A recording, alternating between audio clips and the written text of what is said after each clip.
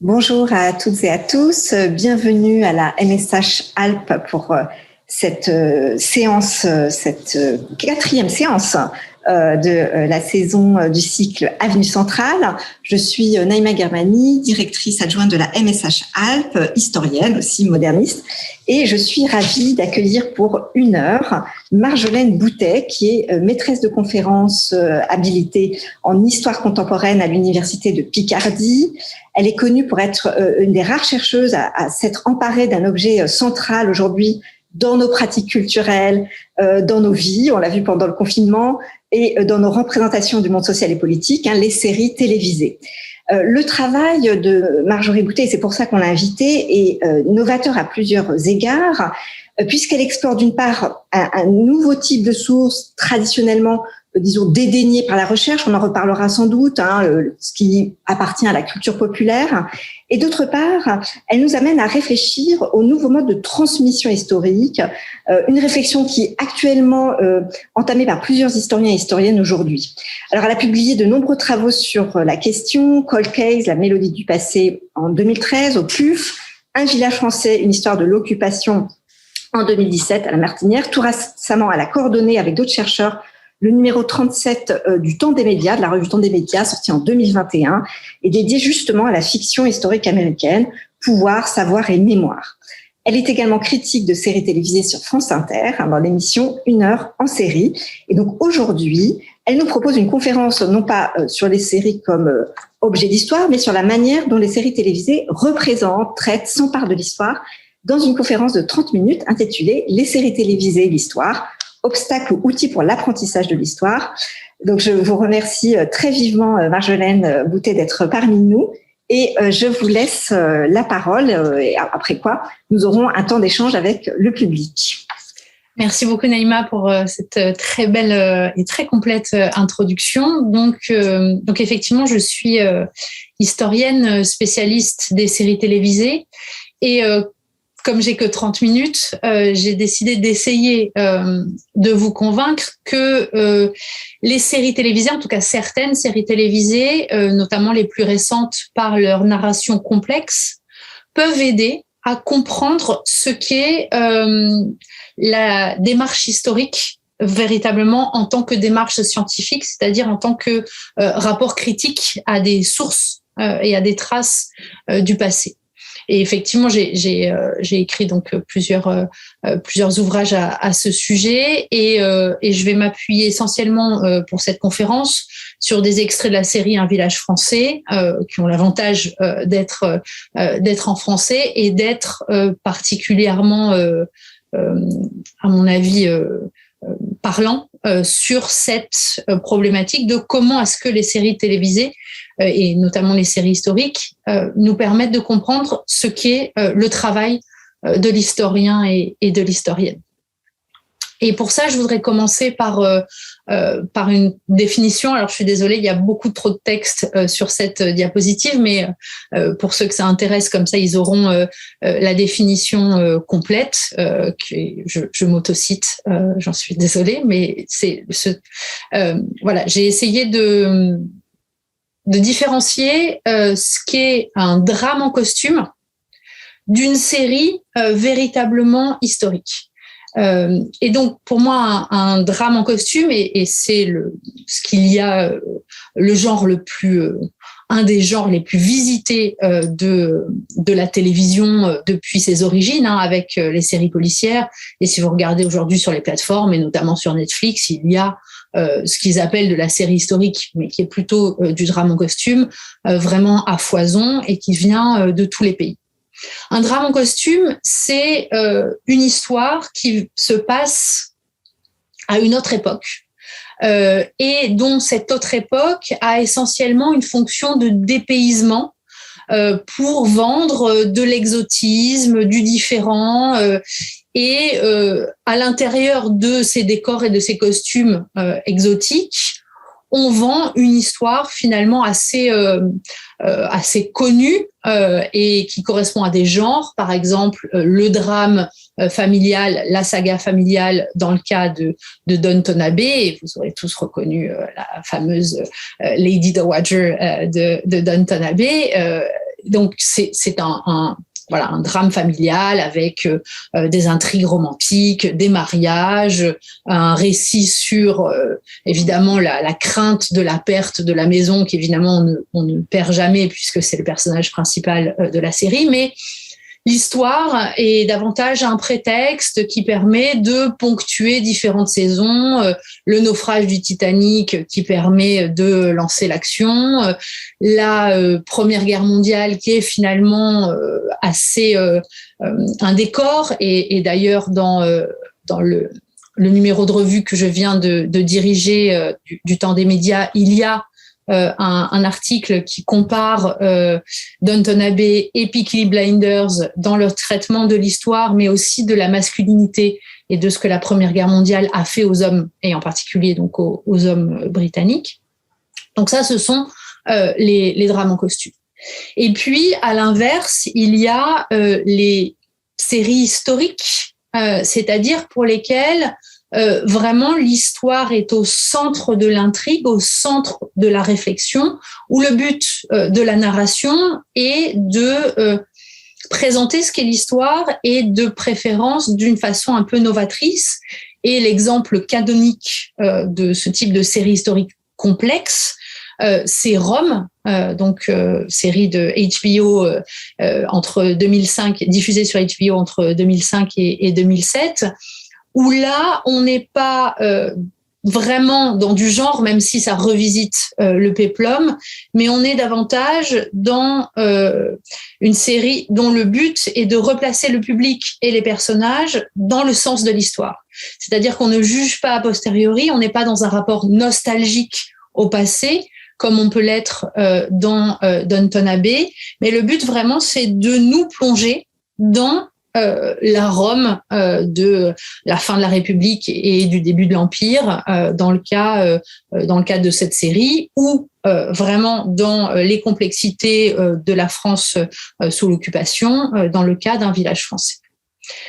Et au milieu de tout ça, il y a évidemment des tas d'hybrides, et notamment une série que vous connaissez peut-être aussi, Les Tudors, qui a été beaucoup décriée par la critique, mais qui, à mon avis, mérite quand même qu'on s'y attarde, parce que effectivement, c'est un soap opéra en costume Renaissance, parce que Henri VIII est un personnage, bien sûr, bigger than life, avec 6 femmes, dont 2 qu'il a fait décapiter. Donc, évidemment, ça se prête à ce type de traitement. Le choix de Jonathan Rhys-Meyers aussi, qui est très beau, très charismatique pour incarner Henri VIII, va évidemment dans ce type de série exotique et érotique, qui est la fonction pour laquelle les séries historiques sont très souvent appréciées du public. Malgré tout, comme il y a 6 saisons vraiment assez denses de cette série, elle s'attarde parfois à montrer les différences entre les traces du passé, entre la façon dont les événements historiques vont être racontés par leurs témoins et ce qu'ils ont effectivement vécu, où elle va aussi mettre en scène la façon dont Henri VIII justement met en scène son pouvoir à destination du public, mais aussi de la postérité, et que ça ne correspond pas forcément à la vérité, à ce qui s'est passé. Et donc là, on a quand même un début d'amorce de réflexion sur la différence entre ce que les personnages du passé ont vécu et ce qu'ils ont laissé comme trace, et qui sera ensuite étudié par les historiens et les historiennes. Donc évidemment, il y a ce jeu déjà, ce décalage que l'on peut sentir dans les Tudors, même si, encore une fois, le genre principal, c'est le soap opéra et qu'il y a des tas d'anachronismes. Par exemple, quand le couronnement d'Anne Boleyn, qui est inspiré du tableau de Jacques-Louis David du couronnement donc de Joséphine par Napoléon Ier dans Notre-Dame de Paris, ils sont tous en blanc, les couronnes ressemblent, mais c'est là encore pour donner des clés visuelles aux téléspectateurs pour qu'ils comprennent la scène qu'il est en train de voir. Donc là encore, les séries historiques dans les différentes strates de passé qu'elles évoquent permettent aussi de comprendre d'où on vient et vraiment les différentes couches qui se sont superposées entre nous et une réalité historique lointaine, et en particulier toutes les inventions visuelles et narratives du 19e siècle, des époques passées, qui continuent vraiment d'influencer les représentations du passé, en particulier à Hollywood. On y reviendra dans le cas de Rome à la fin de cette présentation, si j'ai le temps. Donc voilà pour cette présentation un peu générale de ce que j'entends par série historique et les différences avec les drames en costume. Et donc là, je vais vous parler uniquement de séries historiques et de la façon dont elles peuvent nous aider à comprendre le travail de l'historien. Et évidemment, pour moi, la série qui en parle le mieux, qui permet le mieux de comprendre le travail de l'historien et notamment le rapport entre histoire et mémoire, c'est Un village français, donc série diffusée sur France 3 entre 2009 et 2017, actuellement disponible sur la plateforme Salto, et qui, dans sa dernière saison, donc dans la saison 7, vraiment va s'interroger sur les rapports entre histoire et mémoire de la Seconde Guerre mondiale, avec cette première séquence donc d'ouverture de la saison 7 que je vais vous laisser découvrir et dont on va discuter ensemble. Vous verrez que les rapports avec l'actualité récente sont tout à fait parlants.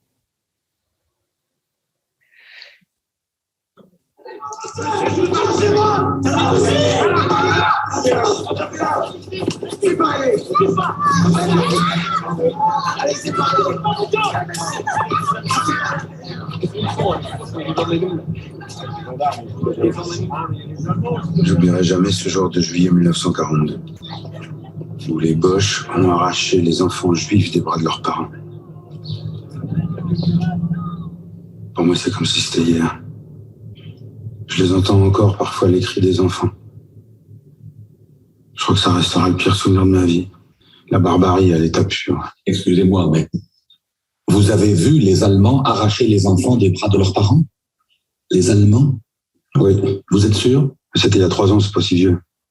Parce que selon les dossiers d'instruction, on ne sait pas si ce sont des Allemands ou des gendarmes français qui ont procédé à la séparation. Moi, j'ai vu des soldats allemands. Il y en avait 4 juste devant moi.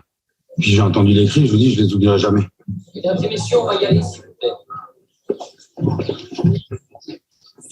Mesdames et messieurs. Vous avez entendu les cris, d'accord. Mais qu'est-ce que vous avez vu? Il y avait beaucoup de monde devant moi, alors j'ai pas tout vu.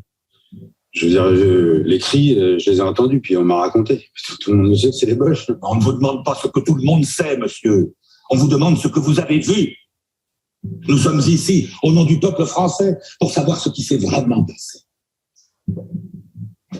Vraiment passé? Oui. De toute façon, qu'est-ce que ça change que ce soit les gendarmes ou les Boches? Qu'est-ce que ça change que ce soit les gendarmes ou les Boches? Donc, quelques éléments de contexte. Donc, ce qu'on voit à l'image, ce sont des faux flashbacks de la saison 4 de la série Un village français, dont les 6 premiers épisodes étaient consacrés au rafle de juillet 1942. Et évidemment, il y avait un moment où, à Villeneuve même, donc le décor fictif de la série Un village français, on procédait à la séparation des parents et des enfants juifs avant déportation vers une destination inconnue. Et ici, évidemment, donc la série montre déjà la différence entre l'histoire et la mémoire et la façon dont la mémoire française a gommé pendant longtemps, et dans le cas du documentaire Nuit et brouillard, cette gomme a été réelle, a été effective. On a gommé la responsabilité de la police et de la gendarmerie française dans ces rafles de juillet 1942, et on a dit que tout ça était la faute des Allemands. Et évidemment, toute cette saison 7 est consacrée à mettre en scène ces différentes couches de mémoire de la Seconde Guerre mondiale qui se sont superposées par rapport à notre expérience de l'événement entre 1945 et 2003, puisque les derniers flash forward finalement de la saison se passent en 2003. Et donc vraiment comment on passe de l'oubli au devoir de mémoire. Et finalement, la série aussi permet de comprendre à quoi sert l'oubli, à quoi sert la réécriture du passé, et que finalement, la mémoire est une façon, par les individus au niveau individuel comme au niveau collectif, de vivre avec le passé et de permettre, eh bien justement, de retrouver foi en la République, dans les institutions, puisque vous l'avez peut-être vu dans l'extrait aussi, dans les images de juillet 42, il y a des gendarmes qui procèdent à la séparation des parents et des enfants juifs, et il y a ces mêmes gendarmes qui sont présents dans la salle du procès et qui, désormais, en novembre 1945, eh bien, de nouveau, assurent l'ordre, mais cette fois-ci, l'ordre républicain et plus celui de Vichy. Et donc, là encore, dans une petite séquence très courte, il y a vraiment les différentes modalités de rapport au temps. 3 ans, c'est pas si vieux, nous dit ce témoin, et pourtant, il s'est passé énormément de choses. C'est pas si vieux, on a oublié, mais c'est pas si vieux. Les gendarmes français sont les mêmes.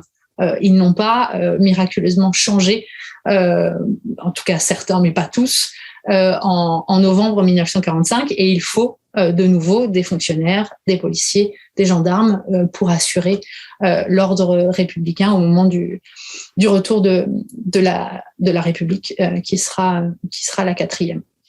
Donc c'est vraiment ça que je trouve particulièrement intéressant et réussi dans cette série. Comment, avec quelques images, avec quelques lignes de dialogue, on arrive à nous faire comprendre les différences entre histoire et mémoire. Et aussi, il me semble, à ne pas être dans le jugement. On comprend très bien le témoignage de cet homme, et qu'est-ce que ça change, que ce soit les gendarmes ou les boches, tout le monde le sait.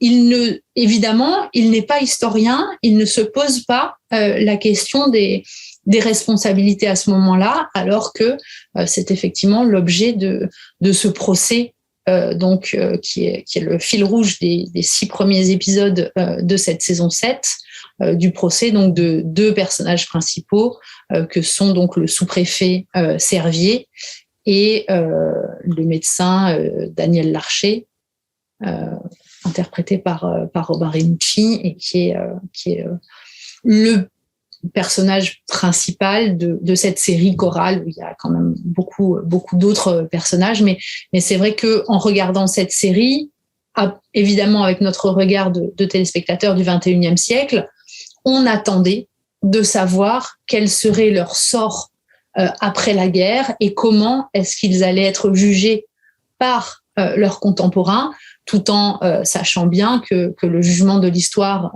vis-à-vis des collabos a été est impitoyable. Et donc là encore, vraiment de remettre le téléspectateur dans les enjeux de cette fin d'année 1945 et de la nécessité du retour à l'ordre permet aussi de mieux comprendre que l'épuration n'a pas été aussi complète qu'on aurait pu le vouloir ou l'espérer, parce que il fallait continuer et il faut que les institutions perdurent, et notamment que les forces de l'ordre soient à même de continuer leur fonction. Là encore, l'avantage je trouve les séries historiques ont un rôle à jouer, il me semble, qui n'est évidemment pas le même que les livres d'histoire, mais qui permettent aussi de faire comprendre, là encore, le travail de l'historien et pourquoi on s'intéresse à certaines périodes, à certains objets, et que les questionnements que l'on pose au passé sont toujours influencés par la situation que l'on vit au présent. Et c'est ça qui fait que l'histoire avance, c'est ça qui fait que les questionnements et les méthodologies historiographiques progressent.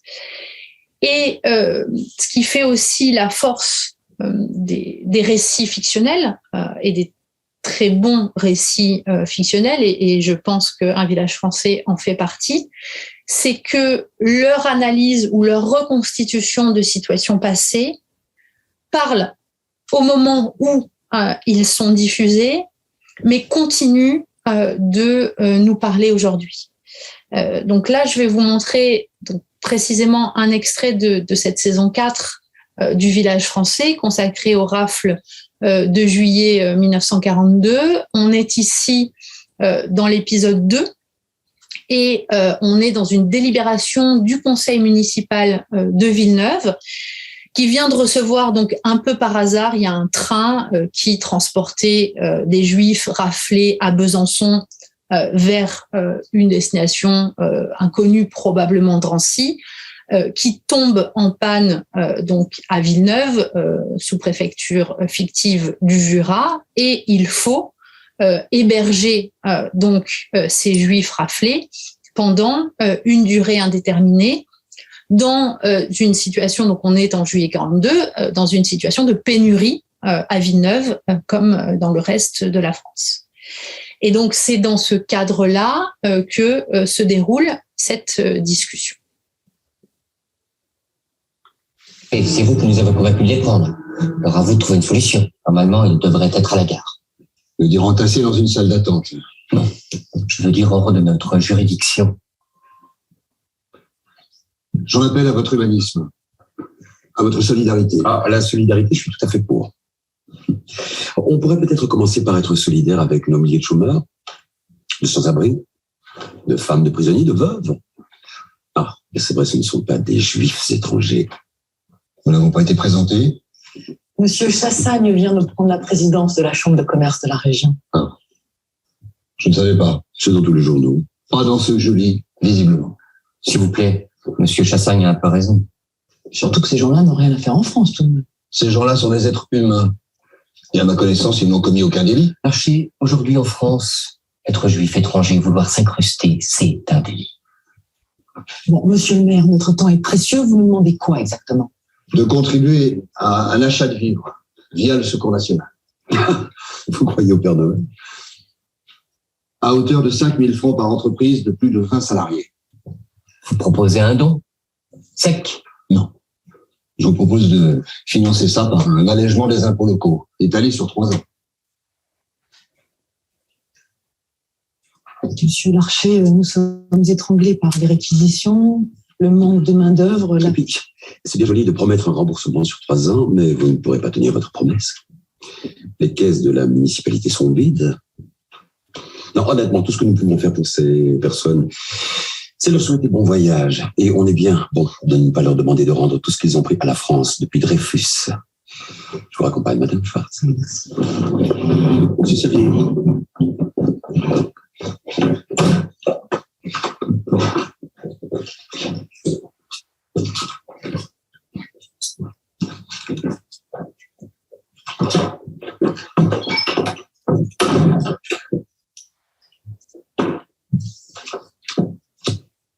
vous savez, l'archer, méfiez-vous de Chassagne.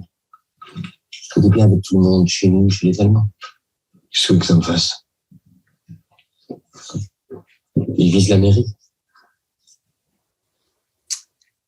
Voilà, donc c'est un extrait qui a plus de 10 ans dans sa diffusion et encore plus dans son écriture et qui me semble avoir encore des échos aujourd'hui, des discours qu'on peut entendre sur aujourd'hui c'est les migrants, il y a 10 ans on les appelait les sans-papiers et effectivement en 1942 il s'agissait de juifs étrangers, mais dans toutes ces situations-là, et je trouve que c'est la force vraiment, et en particulier de cette saison 4 du Village français, c'est de replacer les personnages dans un contexte extrêmement quotidien et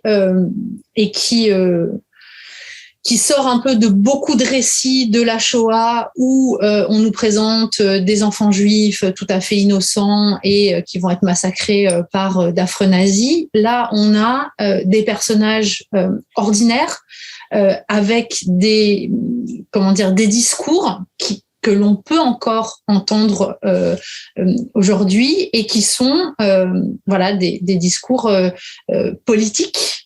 Parce que là aussi, quand on fait de l'histoire et quand on fait de l'histoire politique, ce sont ces débats-là que l'on peut retrouver, ces oppositions-là que l'on retrouve entre un discours humaniste d'un côté et le discours de la préférence nationale de l'autre. Et je trouve que c'est ce genre de dialogue dans la façon que ces dialogues ont de garder leur actualité montre bien qu'on est à la fois dans un récit de l'histoire, mais aussi, il me semble, vraiment dans une proposition artistique, puisque le propre d'une œuvre d'art, c'est de garder sa pertinence à travers le temps. Et c'est le cas, il me semble, d'un Village français, encore plus aujourd'hui, où la mémoire de la Seconde Guerre mondiale est une fois de plus instrumentalisée à des fins politiques.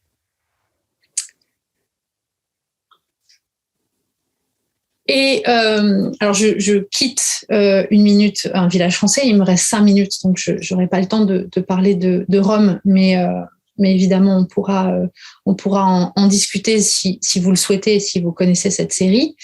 Il y a d'autres séries qui mettent en scène le métier d'historien de façon parfois assez inattendue, comme la série policière américaine Cold Case, donc diffusée sur CBS entre 2003 et 2010 et qui est encore diffusée sur la TNT française aujourd'hui, et qui dresse des parallèles assez intéressants entre donc le travail de cette enquêtrice qui travaille sur des affaires non classées très anciennes et la démarche historique, puisque cette série met en scène le travail dans les archives, comme vous le voyez ici, où on va vraiment donc ouvrir des cartons, exhumer les traces du passé.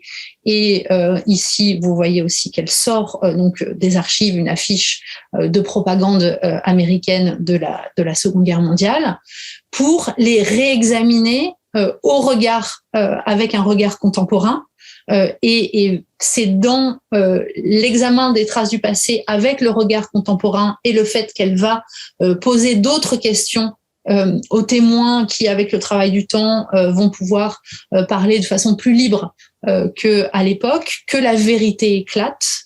Et il me semble vraiment que là, on est dans une mise en scène de la méthode des historiens et des historiennes pour faire surgir la vérité. Et ici, en plus, on est dans une logique policière et en général de réhabilitation de victimes qui appartiennent souvent à des minorités raciales, de genre ou des classes défavorisées. Là encore, j'ai pas le temps de m'étendre, mais on pourra le faire si vous le souhaitez.